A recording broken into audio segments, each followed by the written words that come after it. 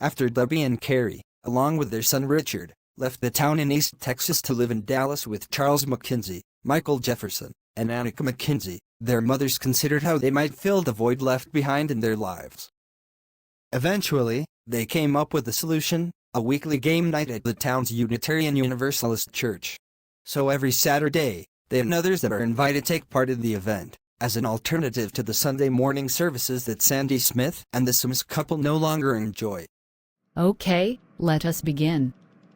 Rolling the dice. I have 9, so I move 9 spaces. My turn. I got 7. Moving 7 spaces. Wayne, you may go next. Thanks, Lucy.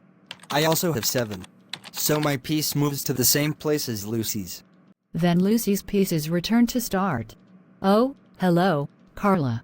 Were you wanting to play? We already started. That's okay, I am here to bring you some bad news. Carlos can't make it because he and his wife were in a car accident this afternoon. The other driver was going over 50 miles per hour and slammed right into them. The Hernandez couple did not survive. Both cars were totaled. Oh, no.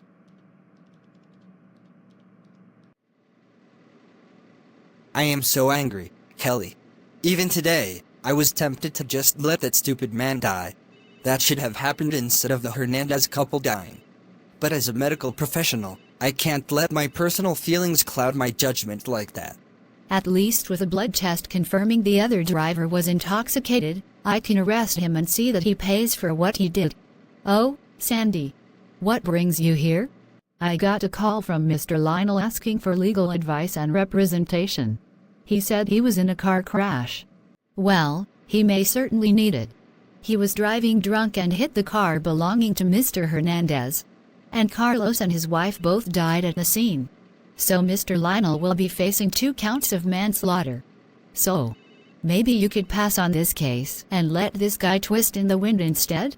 Let me at least interview him to get his side of the story. And you remember that I was a defense attorney long before I became mayor of this town. Even murderers are entitled to legal representation in court. What am I going to do? My wife was already threatening to leave me because of my drinking. Now I am told I killed 2 people. Even the doctor treating me looks at me with disgust. You need help, and the best advice I can offer you is to own up to your mistakes and seek treatment for your alcoholism, including attending meetings like those of Alcoholics Anonymous or some other sobriety group. If you agree to this, I will represent you in court for free and work out a plea deal so you can avoid a massive prison sentence. Or you can reject my advice, get a different attorney, and try to fight the manslaughter charge, and probably end up worse off. So, what will you do? You have 1 minute to decide. All right.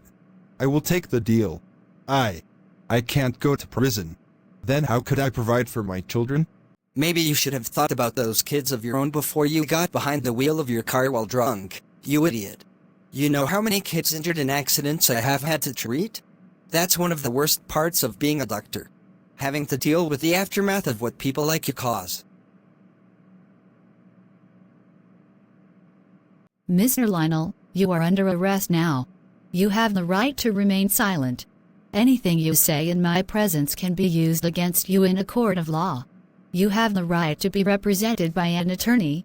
If you can't afford one, the court will assign one to you.